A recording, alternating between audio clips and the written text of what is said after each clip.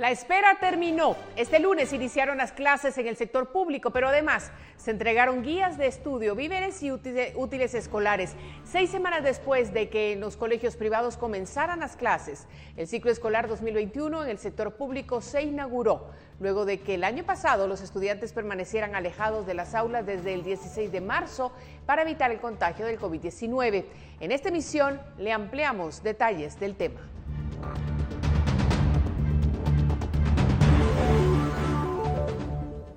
Buenas noches, gracias por estar ya sintonizando esta emisión estelar de Noticiero Guatevisión. Estamos preparados con mucha información, así es que vamos a ella de inmediato.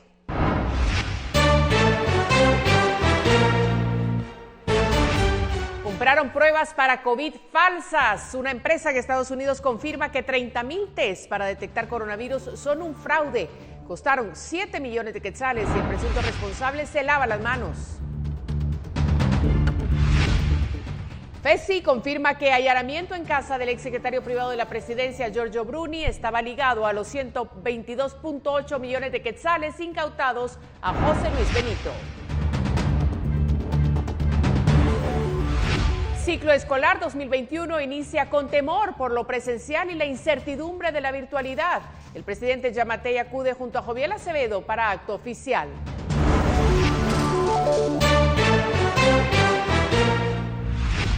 La campaña Cambio por el Clima de la Embajada del Reino Unido con Guatevisión y Prensa Libre busca que los guatemaltecos pongan en práctica ideas para proteger el medio ambiente.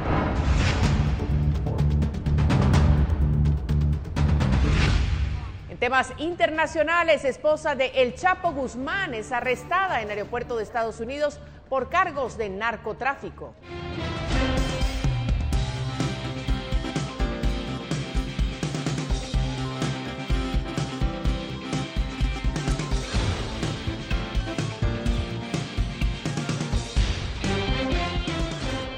Un nuevo escándalo de corrupción golpea la salud pública. El gobierno de Guatemala habría comprado cerca de 30,000 pruebas para detectar el COVID-19. Estas pruebas, de acuerdo a un comunicado de la empresa norteamericana que las distribuye en el país, eran falsas. Se trata de una denuncia por la compra de 7.3 millones de quetzales en pruebas de coronavirus adquiridas por el exgerente administrativo financiero de salud, Ronald Estrada, ahora viceministro de Cultura y Deportes. La actual ministra, Amelia Flores, presentó al Ministerio Público una denuncia que involucra a la empresa Crown Científica e Industrial, asegurando que las pruebas no tenían la calidad necesaria. La compra de las pruebas ocurrió en pleno estado de calamidad, pero la fabricante internacional Attila Biosystems reportó que a ellos solo les compraron 1,200, aunque en Guatemala se registraron 30,000. Un comunicado emitido hoy explica que en enero el gobierno de Guatemala les contactó y luego de verificar los frascos de las pruebas se comprobó que se perpetró un fraude de fabricación local. Y señala también que ningún empleado proveyó a Crom de algún embarque que tuviera un número de serie bajo las sospechas del Ministerio de Salud. Cuestionado sobre este asunto, el viceministro Estrada dice que nunca tuvo acceso a las pruebas y que fueron almacenadas en los hospitales por el actual viceministro de Salud, Francisco Coma. Está fechado el 27 y está fechado como que todo entró a la bodega central del ministerio. Pero la verdad es que no entraron a la bodega. Pero mire, eso tiene una explicación muy lógica. La realidad es que esa bodega no tiene cuarto frío. Y estas pruebas tienen una cadena de frío que mantener. Por eso fue que recibí la orden del viceministro Coma de mandarlas a los lugares de uso. Es decir, Chimaltenango y Huehuetenango.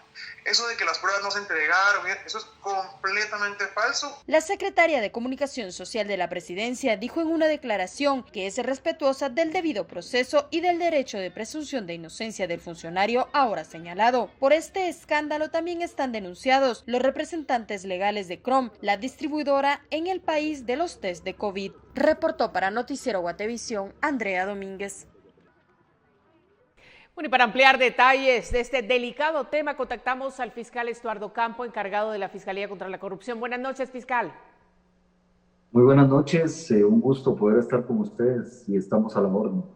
Gracias. Mire, ¿qué detalles tienen de esta supuesta compra de pruebas falsas de COVID-19 y desde cuándo se sabe que existen anomalías?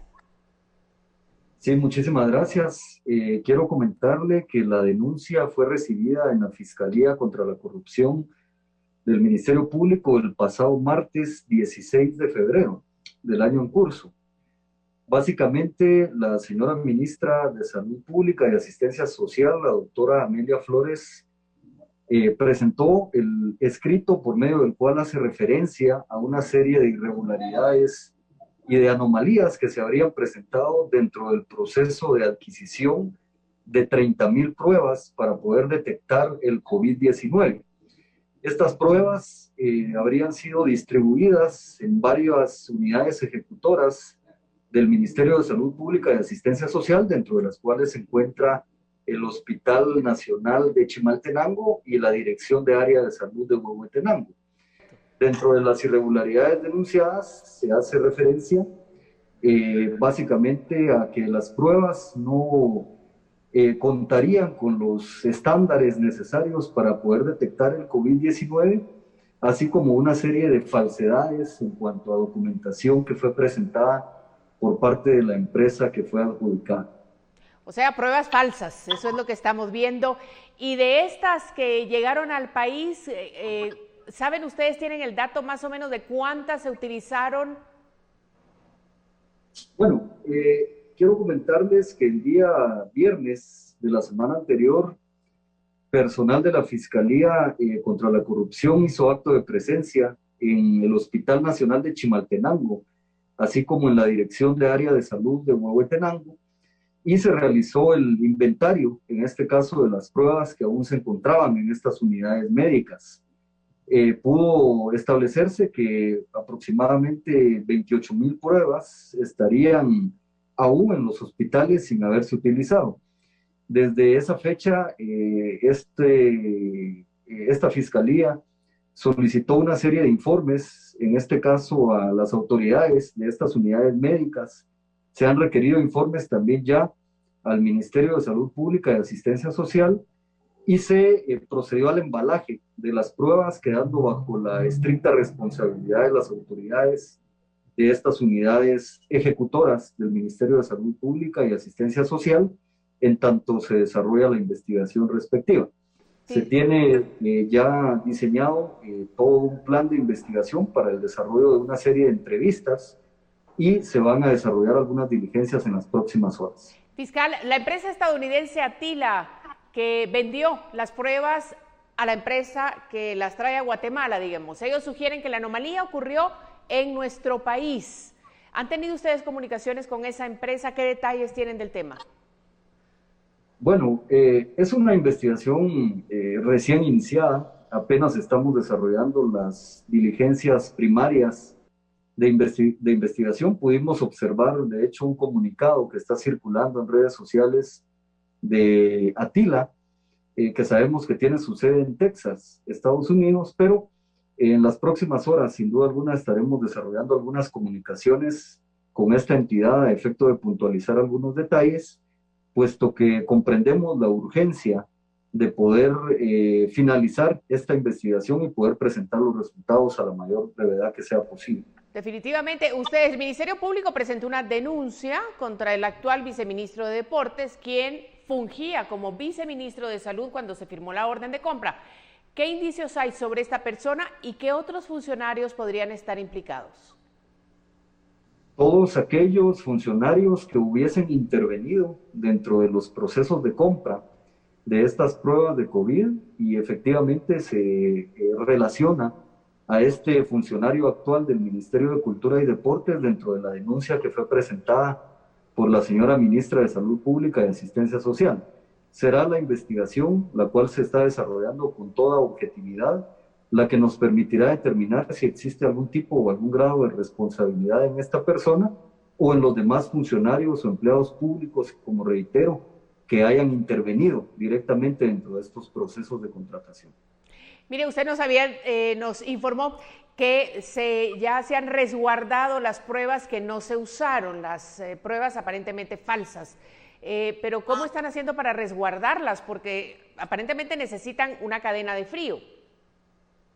Efectivamente, y el Ministerio Público no cuenta, en este caso, con las instalaciones adecuadas para poder resguardarlas en algunos de nuestros almacenes de evidencias. Así es que se procedió al embalaje, reitero, de las pruebas que fueron localizadas en estas unidades hospitalarias, y las mismas quedaron en resguardo de las autoridades de ambos hospitales, en este caso Chimaltenango y Huehuetenango, siendo ellos los responsables de su guarda y custodia en tanto se practican las diligencias de investigación que en todo caso son pertinentes. Ya se tiene alguna información en cuanto a algunos análisis científicos y técnicos que fueron desarrollados por parte del Laboratorio Nacional de Salud, y en las próximas horas estaremos promoviendo otras diligencias para poder tomar una muestra de estas pruebas, realizar las pericias respectivas y solicitar en todo caso a juez competente que se decrete alguna medida cautelar en relación a estas pruebas que aún se encuentran dentro de las unidades hospitalarias, porque, como reitero, el Ministerio Público desafortunadamente no cuenta con ese cuarto frío para poder resguardarlas en nuestras instalaciones. Así es que provisionalmente se encuentran en las unidades, pero bajo el total control del Ministerio Público dentro del marco de esta investigación que se inició, reitero, el pasado martes. Bueno, agradecemos mucho al fiscal del Ministerio Público de la Fiscalía contra la Corrupción, Estuardo Campo, porque es un tema fiscal del cual queremos conocer más y esperamos que la comunicación fluya. Las pruebas se siguen necesitando en Guatemala. Evidentemente aquí hay una anomalía importante, la transparencia y pues la urgencia que complica todo por el COVID-19. Gracias por haber estado con nosotros. Estaremos contactando con usted más adelante. Mucho gusto, muchas gracias. Gracias, así tiene ustedes, esos son los detalles que nos dan desde la Fiscalía contra la Corrupción del Ministerio Público en relación a este caso. Pero seguimos hablando de COVID porque el Ministerio de Salud ya reportó este lunes otros 119 casos de nuevos casos de coronavirus para hacer un total acumulado de 171.289 desde el inicio de la pandemia. En las últimas horas se confirma la muerte de 24 pacientes más, con lo que la cifra en todo el país es de 6.306 decesos. Además, la cantidad de casos recuperados estimados es de 158.501. Finalmente, los casos activos estimados son de 6.482 y se efectuaron 951 pruebas en las últimas horas para detectar posibles contagios del COVID-19. La actualización corresponde al 21 de febrero. Vamos a continuar. Y lo hacemos ahora hablando de otro tema. Según la Fiscalía Especial contra la Impunidad, el allanamiento del viernes último a una vivienda vinculada a Giorgio Bruni, exsecretario privado del presidente Alejandro Giammattei, fue para recabar información del decomiso de los 122.8 millones de quetzales realizado el año pasado. 4 días después del allanamiento en una casa vinculada a Giorgio Bruni, exsecretario privado de la presidencia de Alejandro Giammattei, la Fiscalía Especial contra la Impunidad del Ministerio Público explicó que en ese operativo buscaban información que está ligada a la investigación de la procedencia de 122.8 millones de quetzales decomisados el año pasado. El jefe de la Fiscalía Especial contra la Impunidad, Juan Francisco Sandoval, justificó que no se puede revelar detalles del allanamiento porque el caso está en investigación. Hasta el momento no se determina si Bruni tiene o no relación en la investigación del caso por el decomiso de 122.8 millones de quetzales, dinero en el que se implica al exministro de Comunicaciones, José Luis Benito, y quien se encuentra prófugo de la justicia. Coincidentemente, Bruni renunció al cargo de secretario privado de Giammattei un día antes del allanamiento al inmueble con el que tendría vínculo de propiedad. Al comienzo de la gestión de Giammattei, una investigación de Prensa Libre y Guativisión puso a Bruni como el funcionario más cercano al gobernante y quien para entonces era secretario privado del partido político Vamos.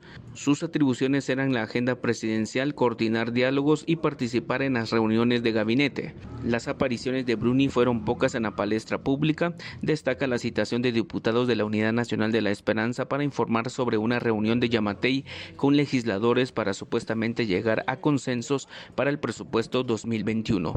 Reportó Edwin Pitán.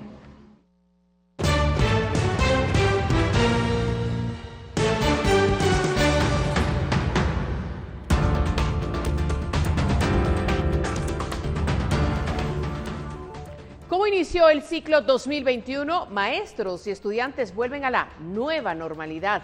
Las imágenes y detalles en breve.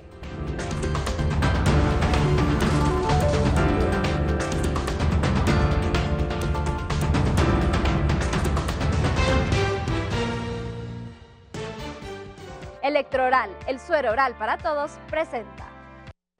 En el marco de la inauguración del ciclo escolar 2021, el presidente Alejandro Yamatei acudió al acto junto al líder magisterial Joviel Acevedo.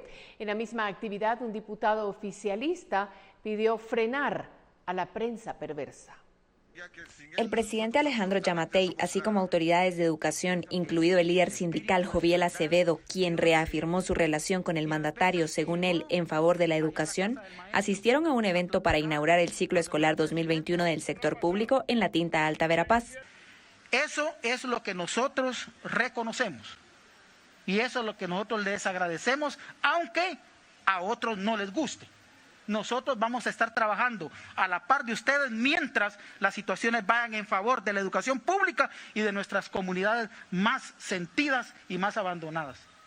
En la misma actividad, el diputado del partido Vamos, Carlos Roberto Calderón, se refirió a la prensa, luego de que el periódico publicara una nota informando que él y su hermana tienen una oficina de trámites frente al Consulado de Guatemala en Los Ángeles y cobran hasta 6 veces más caro los servicios que proporciona el consulado. Es tiempo de cumplir.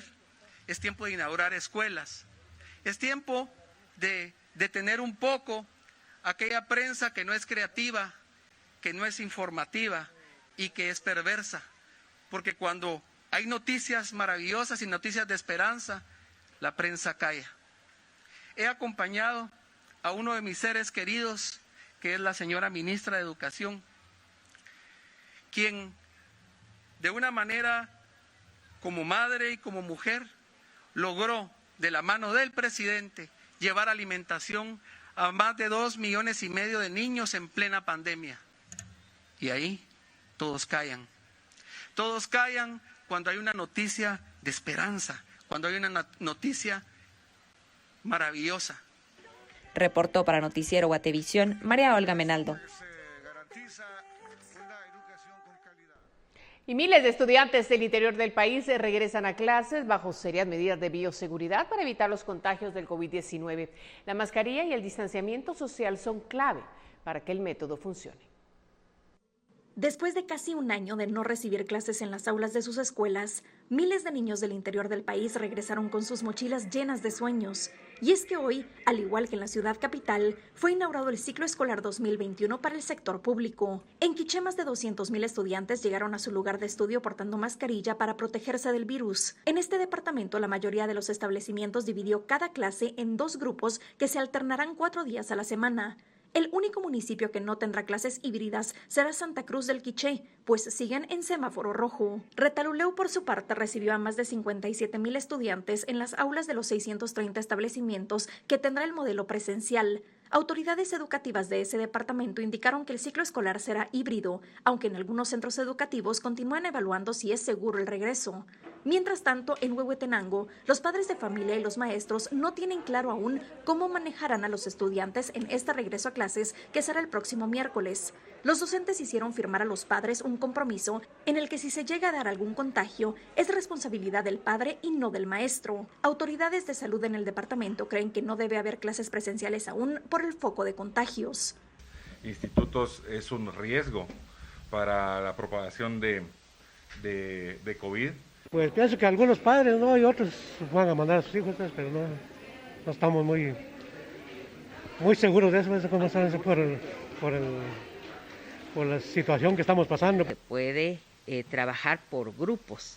En el caso de los centros educativos, cada 15 días tendrán que ver las alertas en su municipio. En Zacapa, las clases iniciaron en medio del método burbuja, es decir, un grupo asiste un día y el otro grupo el día siguiente.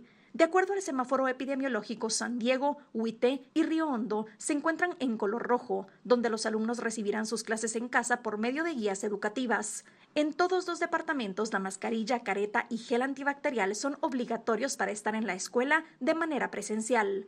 Para Noticiero Guatevisión, Paula Osaeta.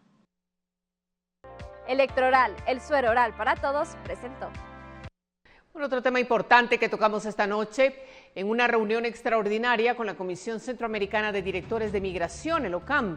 El director general del Instituto Guatemalteco de Migración, Guillermo Díaz, presentó un plan de actuación para la atención de eventos de movilización masiva de migrantes. Esto con el objetivo de afrontar la posible llegada de flujos migratorios provenientes de Haití, Cuba, Asia y África, cuya intención es acercarse a México para luego llegar a Estados Unidos. El plan de actuación busca resguardar la seguridad de la región. Según datos de migración, en el 2020 se albergaron 545 hondureños, 293 haitianos, 129 salvadoreños, 108 cubanos y 75 nicaragüenses.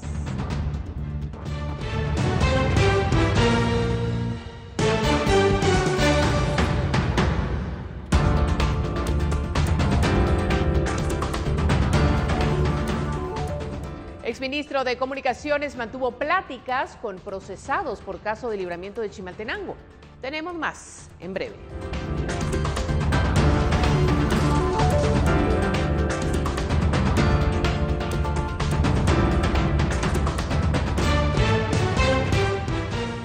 Continuamos con más. Las sospechas de corrupción y carencias en la construcción del libramiento de Chimaltenango se vuelven a discutir en los juzgados. Ya no es Minor Moto quien conoce el caso. Ahora la Fiscalía contra la Corrupción del Ministerio Público señala a 5 personas en el juzgado de mayor riesgo C, que dirige la jueza Silvia de León. En la actualidad se han capturado a exfuncionarios del Ministerio de Comunicaciones y directivos de las empresas implicadas, Constructora Nacional S.A. y Renova Ingenieros. En audiencia, la Fiscalía contra la Corrupción reveló que cuando se conoció el caso en el Juzgado Tercero Penal, en audiencia de primera declaración, los implicados tuvieron comunicación con el exministro de Comunicaciones, José Luis Benito. José Mario Muñoz Estrada, coordinador de la División de Supervisión de Constituciones, y Juan José Hanser Pérez, exdirector de Caminos, fueron los que se comunicaron con Benito. Posteriormente, el ingeniero José Mario le escribe un mensaje que dice: ok, déjame ver en lo que pueda de la semana. Entendemos nosotros que debe ser alguna respuesta que le dan a él de alguna solicitud que él le haya hecho al exministro de Comunicaciones, y él le comparte este mensaje al ingeniero José Mario, que fue el que él le puso en todo caso al exministro de Comunicaciones. Esto contestó y esto le puse, con los anticipos del que usted nos dijo, pero si usted nos hace favor, siempre y cuando esté de acuerdo, si no, no pasa nada. Seguiremos en la lucha de apoyándonos en todo lo que sea necesario. Y Walter Daniel Sical Orozco declarará ante el Juzgado de Femicidio y otras formas de violencia contra la mujer de San Marcos el miércoles próximo. A Sical Orozco se le ha hecho saber los motivos de su captura el 16 de febrero pasado y se programó ya la audiencia de primera declaración. Él es señalado de la agresión sexual contra una niña de 9 años en San Marcos. La aprehensión de Sical Orozco se efectuó en Purulá, Baja Verapaz. De acuerdo con la Fiscalía, supuestamente acosó sexualmente a una niña de 9 años y la amenazó de muerte. Esto en la zona 5 de San Marcos, hecho que quedó registrado en cámaras de vigilancia. La madre de la pequeña indicó que el sujeto también amenazó a su hija para que subiera al vehículo, pero ella pudo escapar y llegar a pedirle ayuda. En otro caso, 3 empresarios acusados por defraudación en el mecanismo La Línea aceptaron su culpabilidad y serán sentenciados en marzo próximo por procedimiento abreviado. 3 empresarios importadores aceptaron haberse beneficiado del mecanismo de defraudación aduanera La Línea antes de 2015 hasta que se descubrió y fueron encarcelados por ese caso el ex binomio presidencial Otto Pérez Molina y Roxana Valdetti. Este lunes ante el juez Miguel Ángel Gálvez de Mayor Riesgo B, los empresarios Jong Min Yu, Mu Sung Wang y Lisandro Salazar aceptaron la culpabilidad de evadir impuestos a la Superintendencia de Administración Tributaria y se acogieron al procedimiento abreviado. Los 3 son acusados de cohecho activo por el Ministerio Público. En audiencia se expuso que los empresarios pagaron los impuestos evadidos. El próximo 5 de marzo, el juzgado de mayor riesgo B dictará la sentencia a los 3 acusados. En el 2020, por el caso La Línea, 18 personas aceptaron la culpabilidad y se acogieron al debate corto. Reportó Edwin Pitán.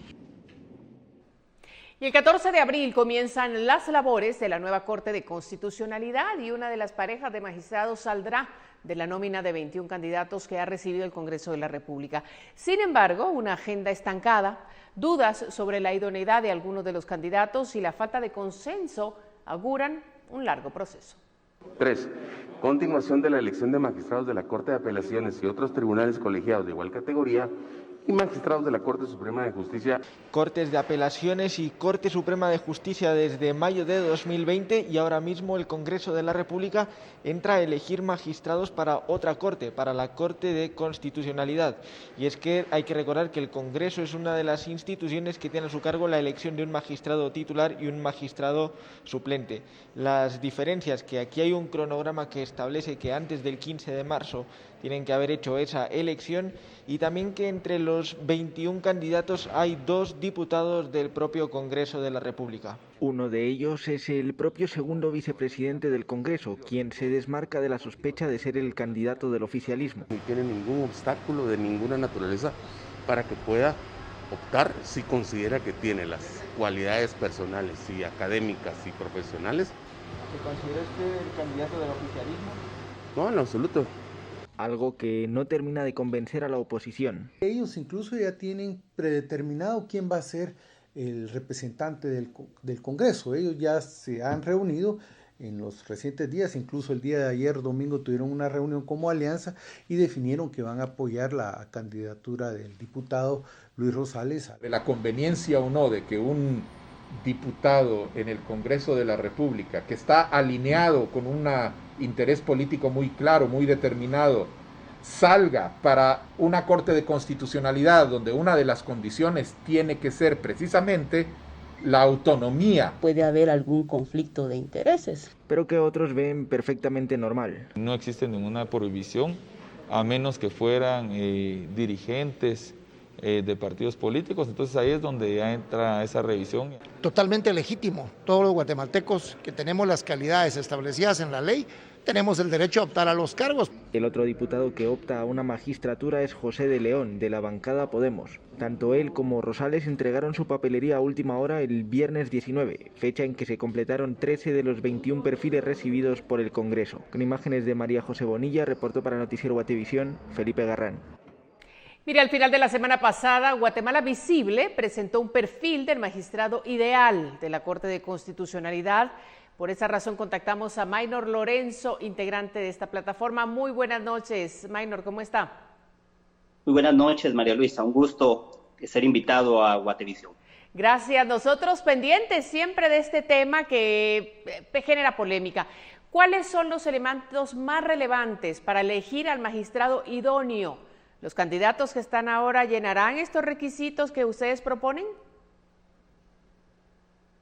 Gracias, María Luisa. Sí, en efecto, queremos decir de que la semana pasada el equipo de Guatemala Visible presentó una propuesta técnica de perfil, la cual se entregó ya a las distintas instancias que tienen a su cargo este proceso de elegir a los magistrados titulares y suplentes. Esta herramienta que pues ya se ha socializado, se espera que sea utilizado al momento de realizar esta elección y contribuye y contiene varios elementos que son muy importantes. Fue trabajado en conjunto con la Universidad del Valle de Guatemala y lo que busca es reducir un tanto la discrecionalidad que puede tener en algún momento esa elección que deben realizar en este caso los diferentes representantes de las instancias. Recordemos que son 5, desde el presidente en Consejo de Ministros, el Congreso de la República, la Corte Suprema de Justicia, el Consejo Superior Universitario y el Colegio de Abogados por medio de sus agremiados. Así que esta propuesta técnica esperamos que sea bien utilizada y que de alguna forma pueda contribuir a lo que Guatemala Visible como institución y muchos guatemaltecos esperan que sea una elección de personas honorables, idóneas y que sean realmente lo que responde a la necesidad de nuestro país en este momento, María Luisa. ¿Y le parece a usted que los candidatos actuales de alguna manera completan la lista o faltan algunas cualidades?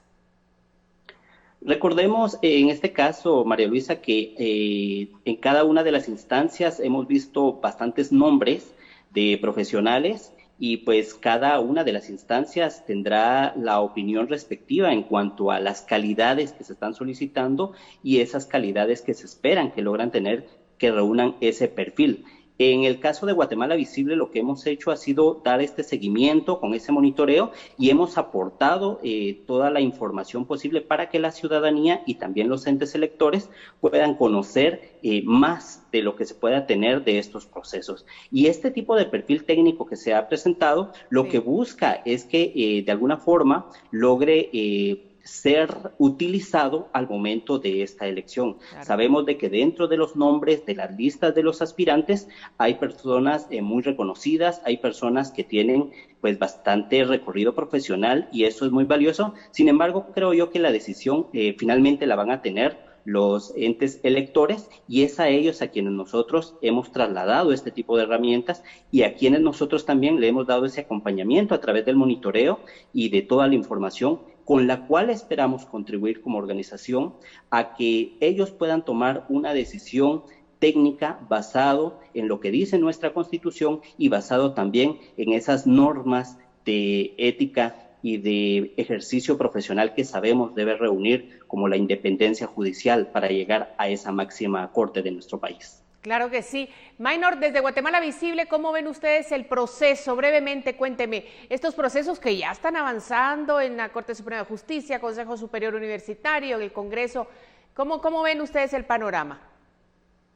Sí, María Luisa, en efecto, ya estamos en la recta final, los 5 órganos electores ya están realizando, al menos hoy, recordemos, la Corte Suprema tuvo un pleno y pospone para la próxima semana el reinicio del proceso. El Consejo Superior Universitario realizó entrevistas y dio audiencias a algunas organizaciones que tenían una opinión que dar al ente elector y el Congreso pues ya hoy realizó la grabación de unos videos cortos a los 21 candidatos, ¿verdad? Entonces recordemos que todos estos procesos están ahorita dentro de los plazos, ya se está corriendo con estos días antes de la fecha que se tiene para mediados de marzo. Y lo que ha hecho Guatemala Visible es estar presente con los equipos en cada una de las instancias, dando esa cobertura lo más actualizado posible a través de las redes y a través de la página de www.guatemalavisible.net. Está cargándose toda la información. Y lo que se quiere es contribuir a que todo el guatemalteco pueda conocer de estos procesos, que los medios de comunicación también puedan estar en seguimiento a lo que pasa día a día. Y recordemos que la Corte de Constitucionalidad es un ente muy importante, no solo en el ámbito judicial. A todos los guatemaltecos creo que en determinado momento tendremos algún interés por los casos que ellos conocen, resuelven en nuestra vida cotidiana. Y ese es el aporte que Guatemala Visible está realizando en este momento y gracias a ustedes también por poder trasladar este tipo de información que sabemos que es muy, muy importante para que la ciudadanía esté informada de lo que es la elección y qué es el magistrado que debe llegar, ¿verdad? Porque esa auditoría social y esa fiscalización es por demás valiosa para un país como el nuestro. Sin duda alguna. Gracias por estar con nosotros esta noche, Maynor Lorenzo de Guatemala Visible. Gracias a ustedes. Buenas noches. Muy buenas noches. Y nosotros vamos a hacer una pequeña pausa comercial, pero regresamos porque hay más.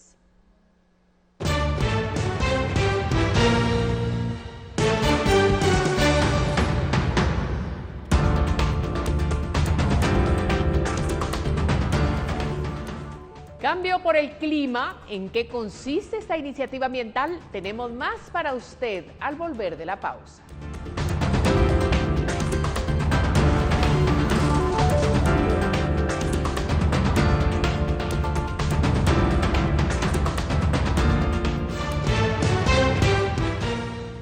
Estamos iniciando semana, pero ¿qué nos depara el clima? Vamos a ver, Pamela Valdés tiene el reporte. Muy buenas noches, María Luisa, qué gusto saludarles, esperamos que hayan tenido un excelente inicio de semana. Rápidamente les compartimos el pronóstico del clima de mañana para que ustedes en casa lo puedan tomar en consideración y como pueden observar en pantalla tendremos condiciones principales de mayormente soleado, especialmente durante el día para los departamentos ubicados en la costa sur, cielos parcialmente nublados para la meseta central incluida la ciudad capital. Las mismas condiciones estarán presentes para el occidente de nuestro país. En la franja transversal del norte tendremos tendremos probabilidad de algunas lloviznas, al igual que en el departamento de Petén y en la región oriental, principalmente en horas de la tarde y o noche.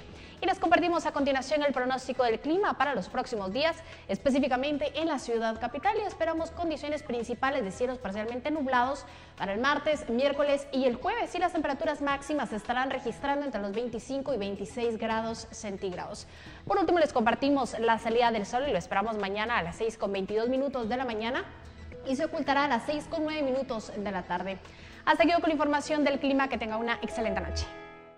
Gracias, Pamela. Iniciar el ciclo escolar en pandemia es un reto, y más cuando se vive cerca de un volcán activo. En Escuintla son más de 129,000 alumnos inscritos hasta el momento en el sector público y en el privado más de 47,000. Debido a la pandemia, las clases serán de forma virtual en los primeros meses, pero además en el departamento las autoridades que velan por la educación de la población estudiantil tienen otro reto, y es la actividad que mantienen los volcanes de Fuego y Pacaya. Pese a que por el momento las clases serán de forma no presencial, esto no deja de preocupar a los docentes, quienes aseguran mantener comunicaciones con las comunidades cercanas al coloso, así como con las entidades que verifican la actividad de estos dos volcanes.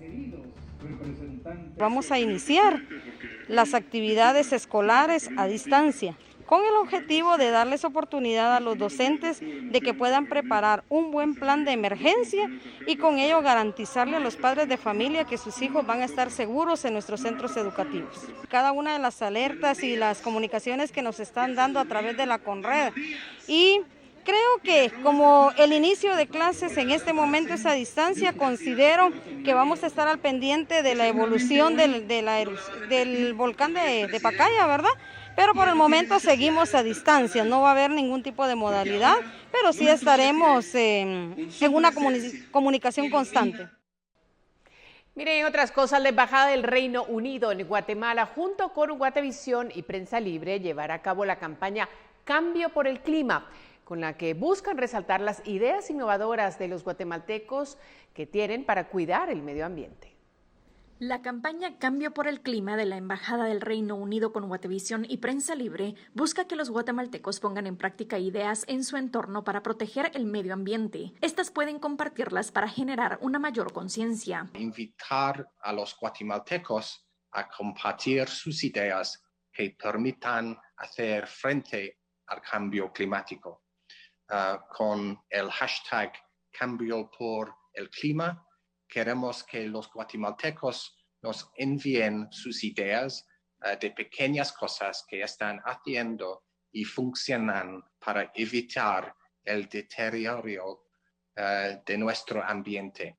Las ideas deberán ir relacionadas a la conservación del agua, al manejo de la basura y desechos plásticos, a la protección de bosques y áreas verdes, al uso eficiente del transporte y al ahorro de energía. Estas deberán enviarlas por medio de fotos y videos del 22 al 28 de febrero al correo embajadabritánica.gt@gmail.com. Del 15 al 19 de marzo se darán a conocer los ganadores, que se publicarán en Guatevisión y Prensa Libre. La campaña va de la mano con la Cumbre Global del Cambio Climático, que este año en noviembre tendrá como sede el Reino Unido, donde las naciones, incluyendo Guatemala, se reunirán para acordar compromisos que permitan reducir las emisiones, implementar políticas nacionales de prevención y evaluar proyectos de largo plazo que ayuden al planeta. Se trata de que los objetivos de cada país que nos ayuden a que la temperatura del planeta no suba más de 1.5 grados y adoptar políticas como eliminar gradualmente la energía a base de carbón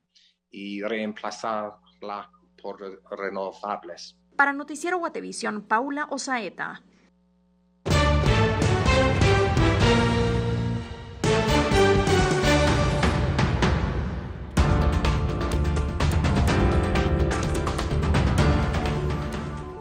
Guatemala realiza Expo de Tecnología e Innovación. ¿Cuándo se realizará y cómo puede usted participar? Tenemos este y otros temas al volver de la pausa.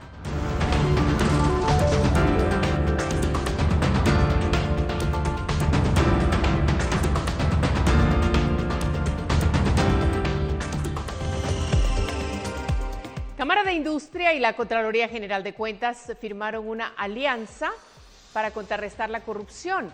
El convenio se concentrará en la concientización, compartiendo mensajes generados en el marco del Día Internacional contra la Corrupción, desarrollar una política de administración de riesgos y fomentar la cultura de transparencia e integridad para los colaboradores.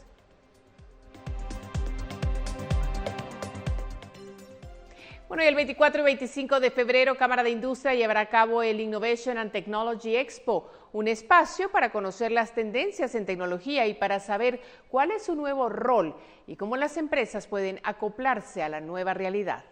El principal objetivo de la Innovation and Technology Expo es conocer las nuevas tendencias e innovaciones tecnológicas que permitan su efectiva aplicación en las industrias, en el gobierno, sector educativo y público en general. Con la pandemia, la tecnología se convirtió en la principal herramienta para continuar las labores diarias y la vida en general después de varios meses de cuarentena. Lo importante de todo esto es entender qué es lo que está pasando a nivel global y cómo nosotros podemos venir y aterrizar todas esas nuevas tecnologías al día a día, como mencionaba, en la industria, en gobierno, en la educación, y hacer ser un gestor del cambio como tal a través de la tecnología. El evento se llevará a cabo de manera virtual el 24 y 25 de febrero, en donde se abordarán temas como la transformación digital, Estrategia Nacional de Gobierno Digital, Guatemala en favor de ser una Smart City e inteligencia artificial. Entre los expositores está Jorge Luis Pastor, que nos da algunas claves para lograr el éxito en la transformación digital. Una de las recomendaciones que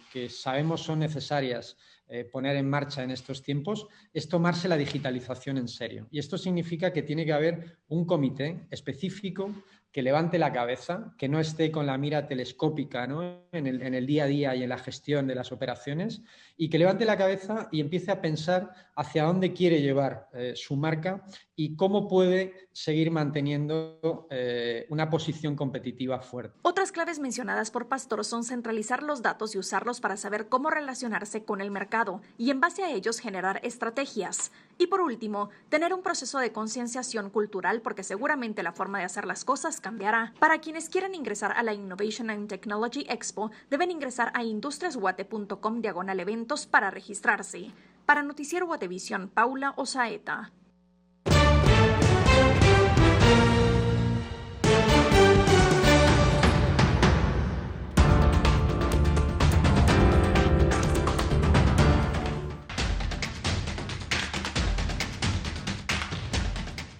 Tenemos más información. La esposa del famoso narcotraficante mexicano Joaquín El Chapo Guzmán fue arrestada este lunes en el Aeropuerto Internacional de Washington bajo sospecha de estar involucrada en una red de narcotráfico. Según indicó el Departamento de Justicia en un comunicado, Emma Coronel Aispuru debe comparecer el martes por primera vez ante una corte federal en un tribunal de distrito de Estados Unidos a través de una videoconferencia. Coronel enfrenta cargos de conspiración para traficar cocaína, metanfetamina, heroína y marihuana para su importación a Estados Unidos.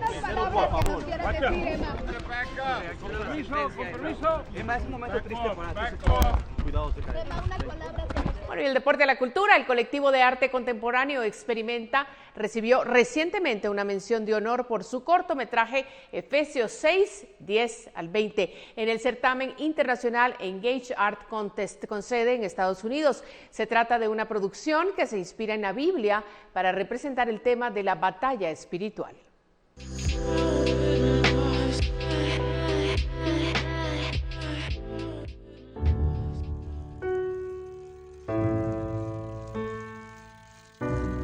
Efesios 6:10 es un cortometraje guatemalteco elaborado por el colectivo de artistas Experimenta y recientemente obtuvo una mención honorífica en el concurso internacional de arte Engage Art, el cual tiene sede en Charlotte, Carolina del Norte, Estados Unidos. En él hacen referencia al escudo de Dios por medio de la historia de un ciclista.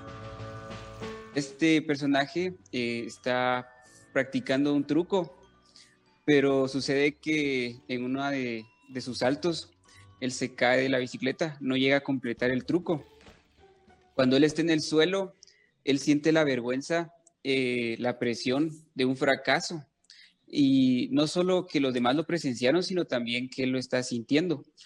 En ese momento, él mira un mural que está en una pared del centro deportivo, que está haciendo alusión al versículo y a la armadura de Dios, entonces él se recuerda que de eso se trata la armadura, de no sentirse acusado, de no sentirse fracasado, de no sentirse condenado y de volver a intentar las cosas.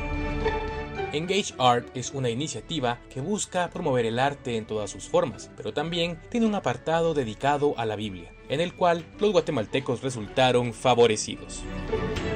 En un momento pues llegaron a la determinación de poder enfocarse en temas bíblicos, ¿verdad? Para poder ser como una herramienta, un instrumento que ayude a las personas a poder comprender los versículos bíblicos de una manera mucho más actualizada de cómo lo vivimos en la vida cotidiana. Si desea ver este cortometraje, puede ingresar al sitio del certamen engageart.org o en Vimeo buscarlo por su nombre Efesios 6:10. Reportó para Noticiero Guatevisión, Pablo Juárez.